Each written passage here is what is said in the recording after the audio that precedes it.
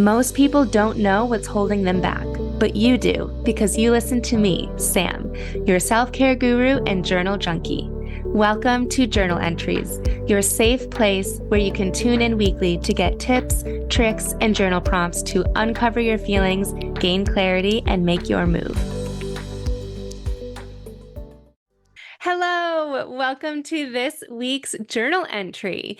In this episode, you are going to learn how to wake up happy without a morning routine. This is not the episode for routines. I am definitely a routine person and love them and can talk way more about them, but I don't believe that you need a specific or any morning routine in order to wake up happy. And I also know that people are craving to wake up happy and inspired and intentional and joyful, no matter what time your alarm is set for. So that's what we're going to get into today. And this is actually inspired not just by something that I hear in conversations in my Instagram inbox quite frequently, but one of my private clients, Jordan, she specifically told me once that she just wants to wake up happy and light without the burdens from the day before. And she said, it's like I start the day behind mentally from the day before. And when she said that, I know what that feels like. It just brought me back to going to bed at night and having my task lists play on repeat and just thinking of all of the things and then waking up thinking of all of the things. And it just kind of felt like this Groundhog's Day almost. And so I am going to help you do that. I'm going to help you wake up happier and inspired.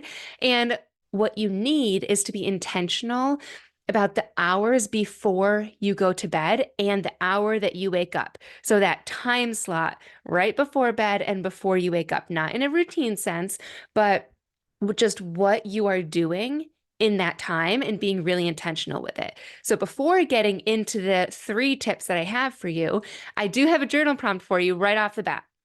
And this is to help you think about why you're not waking up happy. So just journal on why is it that I'm waking up feeling XYZ, however it is that you're feeling, maybe exhausted all the time or burdened or depressed or unhappy, whatever it is that you're feeling. Why do you think that is? Maybe it's because you feel like you're not getting enough sleep. You are stressed and have so much going on in your life. Your brain is on overdrive because of the thoughts and the tasks that you just are constantly thinking of at night. Maybe you feel like you are not waking up happy because of the fact that it takes you so freaking long to fall asleep, or you're waking up in the middle of the night. So just brain dump on what is it that is getting in the way of waking up in a better mood. If you can get clear on that why so that you're aware of it, you will no longer be unconsciously telling yourself of the other things, unconsciously telling yourself that you know that you're going to get a bad night's sleep tonight, and so you're just not looking forward to going to bed. Or you know you're going to wake up exhausted in the morning, and so you have this negative mindset and negative expectations around sleep and bedtime and the morning. With awareness, you can begin to uncover it and address it and change it and feel better. If awareness and living more intentionally is something that you are working on, consider joining me in my free 5-day journaling workshop series. It's next week, and it's where I'm going to be guiding you through just a couple prompts during lunchtime or evening. I haven't decided yet, but just 20 to 30 minutes each day, Monday through Friday of next week, that will help you gain clarity and understanding of what you're going through, knowing the answers to any decisions that you've been hemming and hawing over, feeling centered and inspired and hopeful, and waking up happy every single day. So just a little plug for that. The link for that to join will be in my show notes. But let's get into the tips that I have for you on how to wake up happy. The first is that sleep quantity and sleep quality are both very real. Some people just need more sleep than others. Most adults need 7 to 9 hours of sleep, is what they say. Although some people thrive off of like 6 hours of sleep, or I've even had friends that tell me that they only need 5 hours of sleep, but then other people might need as much as 10 hours of sleep. The more consistent that you can be with your sleep and wake times, the better, because it's all linked to our circadian rhythm. The main process regulating our sleep is that circadian rhythm, which is essentially like an internal clock for our natural melatonin production. Our bodies want to be on a cycle that it recognizes. It doesn't like when we're going to bed at all different times and waking up at all different times. And so if you stay consistent with whatever time that you choose, your body will start to naturally get tired around the same time each night. I've definitely experienced that where I am up later than usual for one reason or another. And then suddenly it doesn't seem so late. Whereas the first few nights I'm like yawning and like so exhausted. And then it starts to feel normal. Or the opposite too. If I start to go to bed earlier, I'm yawning at like 8:30, ready to go to bed, even though I go to bed a little bit later. Another approach that I've seen to understand the amount of time that your body needs is to go to bed at your normal time, pick a consistent time and just go to bed at that time. And then sleep until your body naturally wakes up for 5 to 7 days. And that will show you the amount of time or the average amount of time that you need in order to wake up refreshed. And they do the average because the first time that you do it, either you'll wake up early just because you're accustomed to that, or you'll sleep in later because like finally you're allowed to sleep longer and get some more sleep. So taking the average of the amount of sleep that you have for 5 to 7 days. This is a little tough because not everybody has that amount of time to play around with this. I did do it once when my son was visiting his dad. And I think that the perfect amount of hours for me is like 9 hours of sleep. I could even sleep longer than that, but 9 hours is when I wake up. I'm like, yeah, I'm ready to start the day. So if you can, come up with the number of hours that you need, knowing that this can be tough for parents because so far we've talked about the quantity of sleep, but the quality of sleep is so important. And interrupted sleep can make you feel delirious and change your sleep patterns and just make you show up differently. I have had a lot of experience with interrupted sleep. One time in my life was for 1 year, my son and I co-slept. When I hear co-sleeping, I think like, oh, that's so sweet. You get to snuggle with your babies and it's like this fun, relaxing time. That was not my experience. It took my son 1 to 2 hours to fall asleep in my bed. But those 1 to 2 hours was after we did our bedtime routine, after we read our books, and he was either up jumping around on my bed or just screaming, saying that he didn't want to go to sleep. It was like it was an argument for 1 to 2 hours. At least it felt like that internally, just being like, go to sleep. During that year, I did not have any personal time because he was going to bed with me. He would usually wake up with me. And I didn't change anything else about like my nutrition or exercise or work life or anything. And I gained 7 to 10 pounds and I just felt off during the day. So that was even, it was quality sleep when I was sleeping because at least he was sleeping through the night when he was with me. But just that uninterrupted time and the stress around going to bed, it just felt so off. But even with that routine, I still woke up happy. And so focusing on the quality of sleep, even if you can't get the quantity of you want, will still be helpful. So after identifying the amount of sleep that you need, then look at what you're doing before bed. We all know that screens aren't ideal, right? And so here's just your tiny tidbit of a reminder to put your phone down before you're in bed. Turn the TV off at least an hour before bed is what they recommend, but just turn off the screens. And if you are like my client Jordan, who I mentioned earlier, and you are constantly going to bed thinking of your task list and what didn't get done and all of your shortcomings of that day and what you have to do the next day, all the things, it's no wonder that you go to sleep and you wake up feeling stressed, that you wake up already feeling behind because that's the emotional and mental state that you fell asleep in. So you're like subconsciously thinking about all of that as you're sleeping and then waking up with all of that. So, my next tip is to do a brain dump list before bed. What this is a list in your journal where you jot down anything that's on your mind. It can be those tasks that we keep talking about because they're just never ending. Or maybe it's a conversation that you had that you're still thinking about or judging yourself for or wondering if it could have gone differently. Jot down any feelings or ideas, even what you're if you're thinking about like what you're eating the next day, like what dinner are you going to make? What are you going to offer your kids for lunch and breakfast? Jot those things down, even goals for the next day or just bigger goals and dreams that you want to work towards. Whatever it is on your mind already, just do a brain dump and jot that down. Then release it from your mind, knowing that you already have it all written down and you can review it in the morning if you want to, right? Because once you jot it down, those things aren't going to just go away. Like you still will need to plan dinner for the next day. You have to do those tasks that you wrote down and you'd like to, take action on the ideas that you have. But since you've written it down, whether it's in a bulleted list or maybe you wrote paragraphs for each one of those things, you have it stored so that when your mind inevitably, you're trying to fall asleep and it thinks of one of those things because you're just so used to doing that, it's an intentional practice to be aware that, oh, my to-do list just popped in my head. I don't need to think of this right now. I know that I can think of it tomorrow if I want to, and I can open up my journal and relook at what it is that I need to do. But at this point, I don't need to worry about this. And intentionally choosing something else to think of.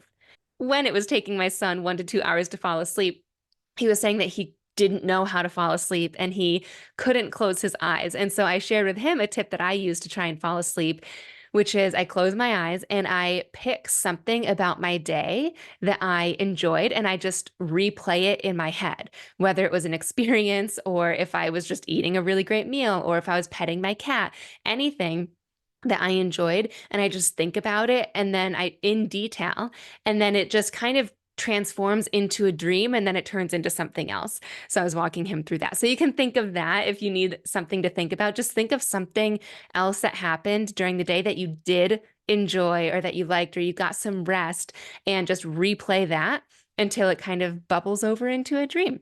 The next thing to consider in order to wake up happy is what time you set your alarm for. More specifically, actually waking up at that time, telling yourself why you want to wake up at that time and get excited for it. This is something that I've been doing because I am a big snoozer. I press snooze. Oh my God. Even this week, I've been pressing it like 6 times.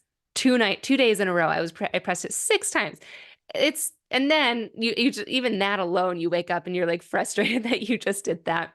But intentionally, some nights, I should do it every night, I actively choose to tell myself I'm setting my alarm for 5:30 because I want to set my alarm for 5:30, not because I need to or I have to, but I want to.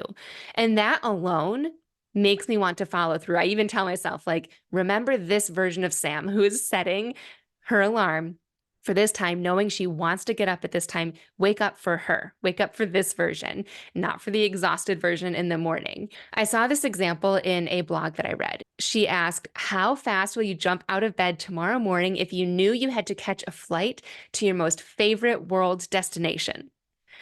I bet you will barely sleep and then rush through everything just to make sure you are on that plane. You will set 5 different alarms, make sure that you are up.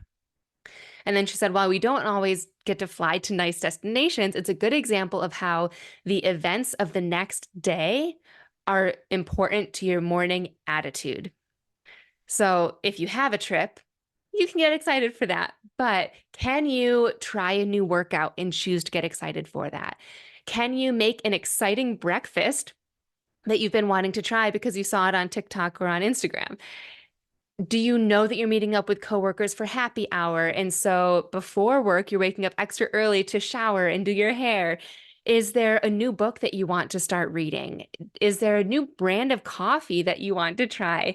If you do have a morning routine, switch it up and try a new one. If you're not excited to wake up for in the morning and do that routine, either do the same routine but just out of order, switch it up, make it exciting, or add something new to it and make it fresh and exciting. Or are there business goals that you have that you want to do and start early? So whatever it is, think of something and make it bigger than it is and choose to feel excited for that. My last tip for you is to create your own inspiration list. This is a list of things to do sometime in the morning that will make you smile or inspired. I wake up feeling happy a lot of the time, but then there was a time right before my divorce, so this all makes sense, but I was just like in a fog and going through the motions, and I felt like I had no energy. And I would just go through the motions until my son would go down for a nap. And then I'd feel so uninspired that I would also nap during that time versus cross things off my to-do list because I had a million things to do, right? And I just felt like blah. And so I created a notes in my notes app and I titled it Sam's Intentional Inspiration List. And one day I just was jotting down things that I liked that inspired me or that just like put me in a good mood. And I told myself that I would pick one of those things to do in the morning. And this could be as soon as you wake up, or it could be for me, I feel like I did it around 10 a.m. So kind of like when my happiness started to go down and I started getting tired. What was on my list were these things: watch YouTube motivational videos, participate in a course. So I was doing a course at the time. It was a business course, but it had a lot of mindset work to it. So participate in that. YouTube Tony Robbins priming or dancing meditations, listen to a podcast. And then I even wrote out specific podcasts that I knew inspired me at the time. And one of them was Trent Shelton. I could work out. I could sip tea and listen to positive affirmations. I could journal or I could read. And I wrote out specific books that I would want to read. I wrote down Think Like a Monk, The Audacity to Be Queen, and Untamed.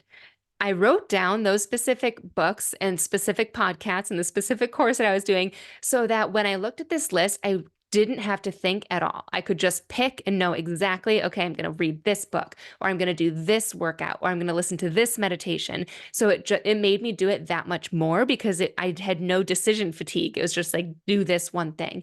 And a lot of those things only took like 5 minutes, 10 minutes maybe.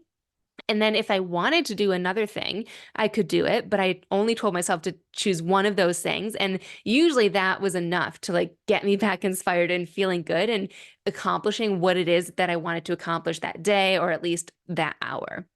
So my question to you, what can you do that would inspire you?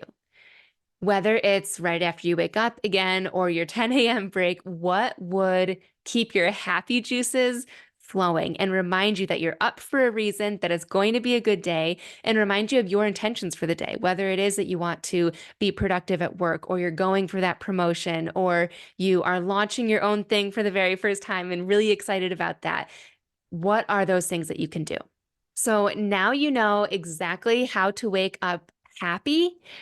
And you also have my tip of the brain dump list, which is something you can do anytime, but doing it right before bed is so effective because it is that release for you to figuratively take things out of your brain onto paper and just leave it. And you can come back to it the next day if you want to. But that is so effective in helping you fall asleep quicker and getting a better quality of sleep and being emotionally more aware and happy and stable almost. Like I just picture you getting to this point of responding versus reacting to things, and you just feel like an observer to a lot of the things that are on your plate and that you're writing down. You no longer feel like a victim or like tied to it, like you're kind of flapping in the wind based on whatever your list is and whatever other people need you to do. Just jotting it down gives you that space and awareness that you can then process it the next day.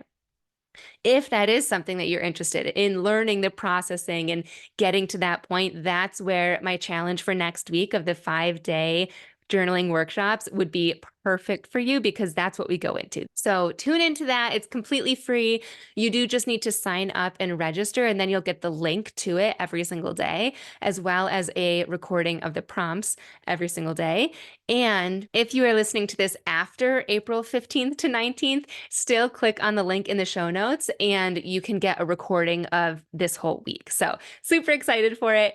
To recap, your journal prompts are also in the show notes, but they are: why do you think that you are not waking up happy right now? Why are you waking up early? And this is something that you could just intentionally think of at nighttime when you set your alarm. And thirdly, what can you do that would inspire you? Create your own intentional inspiration list. I'm so excited for you to wake up happy and would love for you to check in with me over on Instagram at samantha.s.says and let me know how you feel by doing this brain dump list and setting your alarm and actually being excited to wake up in the morning and how it all plays out for you. Thanks so much for tuning in to this week's journal entry. I love connecting with my listeners, so make sure you screenshot this episode and tag me on Instagram at samantha.s.says so I know you're listening. And don't forget to grab your free training and journal prompts at www.samanthapenkoff.com/podcast.